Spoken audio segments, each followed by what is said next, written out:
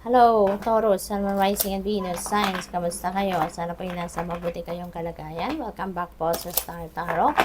Kung bago kayo dito, welcome din kayo. Thank you for your support. I truly appreciate it. God bless you all, Taurus. O na mensahe po ninyo ay recovery. Okay?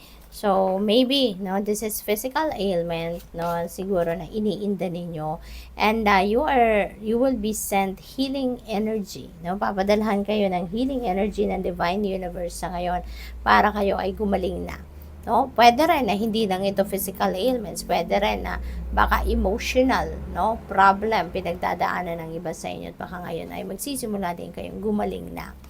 We have no need to worry, okay? Huwag kayong mag-alala, okay? Huwag kayong mag-alala. Kung ano man ang mga pinag-aalala ninyo, ialay nyo na lang yan sa Panginoon. Ialay ninyo yan sa inyong spirit team. And your worries will fade away. Your stress will fade away. I-offer na ninyo yan sa Panginoon. And you will be helped out. You will be saved, no? Tingnan mo nga, merong healing energy na binibigay sa iyo. Kaya wag na kayong mag-alala. Okay? Worrying is not going to help you in any way. Mas lalo lang yan mag-a-attract na maraming sitwasyon na ipag-worry ninyo. Kaya ialay nyo na lang yan sa Panginoon. Okay?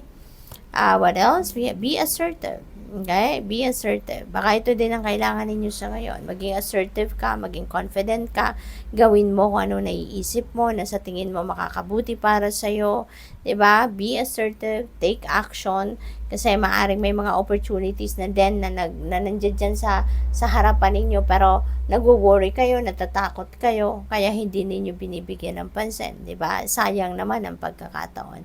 Kaya iniimbitahan kayo dito na maging assertive ka, maging confident ka, magtiwala ka sa inyong sarili, sa inyong mga kakayanan, okay? Romance. Ayan. So, maybe ang iba sa inyo dito is going to enter a new love or romantic relationship, lalo-lalo na kung single pa kayo. No? Baka meron nandiligaw dito sa inyo. Ayan. Baka sasagutin mo na ng yes. Or, pwede rin na meron na mag-aasawa dito, meron na magpapakasal, magsasama na sa isang bubong, magsisimula ng mag-anak. Diba? Leveling up your commitment na with your person. So, maaaring may mga ganong ganap dito for some of you. What else? We have live your joy. Okay? So, thank you, angels, for supporting me as I follow my joy.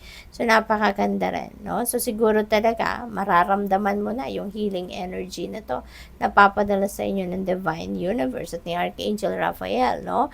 At ngayon, magiging masaya ka, magiging excited ka about it kasi nag-i-improve na ang inyong pakiramdam. Nag-i-improve na or mag-i-improve na ang inyong kalagayan. Kaya magiging very appreciative ka of that. Kaya magiging masayang-masaya ka. You are protected. Look at this, Taurus, no? Kaya wala ka talagang dapat na ipag-alala, wala kang dapat na ikatakot. Archangel Michael nagpaparamdam sa iyo na you are protected, no? Sabi nga dito, thank you Michael for surrounding me with your protective light. And dito, siguro lagi ka ding nagdadasal kay Archangel Michael, no? Kaya nagpaparamdam din siya sa iyo dito.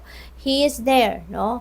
Pinoprotektahan ka from all negative energies, no? Sinusurround ka niya, binabalot ka niya ng kanyang blue sapphire protective light para gwardyahan ka, protektahan ka sa masama. Loved one in heaven, thank you loved ones in heaven for drawing close at this time. Ayan, so siguro meron na nagpaparamdam sa inyo rito, no, na loved one ninyo in heaven, mga mahal niyo sa buhay na nag-pass on the other side, maring nagpaparamdam sa iyo. Maybe sending you a message, no, na they are okay, they're in good hands, kaya wala kang dapat na ipag-alala sa kanila.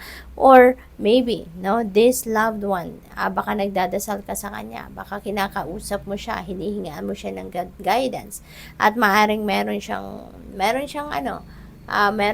signs, no, na pinapadala sa inyo, at yan ay pagpaparamdam sa iyo, na ina-acknowledge niya yung dasal mo, yung prayer mo sa kanya, no, na naririnig niya, yung ganon, no?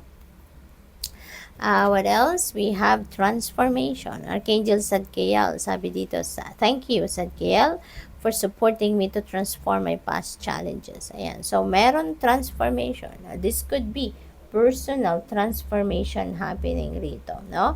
Pwedeng magbabago kayo ng perspective, pagbabago ng pag-uugali. Pwedeng pagbabago ito on how you see things, people, and situation sa ngayon. Or pwede rin pagbabago ito ng way ninyo of navigating your life, 'di ba? Sa ngayon, pwede rin na tutulungan kayo ni Archangel Zadkiel sa ngayon na mabago ang pagtingin mo sa buhay ngayon. Kasi siguro hanggang ngayon, kontrolado pa rin kayo or influenced pa rin kayo ng inyong mga nakaraan, 'di ba? Yung mga pinagdaanan ninyo sa buhay in the past, maaring hanggang ngayon naiimpluwensyahan pa rin kayo nito. Even pagdedesisyon ninyo, siguro iniisip nyo pa rin yung inyong nakaraan, ang magiging epekto nito doon sa mga taong involved sa inyong nakaraan. So, pwede may mga ganun pa kayo ngayon. At tutulungan kayo ni Archangel Zadkiel na malagpasan ninyo yon, na mabago na, no, ang methodology ninyo, no, ng pagharap sa mga hamon ng buhay or pagharap ninyo sa buhay sa ngayon, na talagang makalagpas na kayo doon, no, malimutan mo na or ma-leave behind mo na kung ano man ang mga nakaraan ninyo para makapag-move on na kayo sa buhay sa ngayon. So, good luck sa iyo. Thank you for watching. Love and light. Namaste.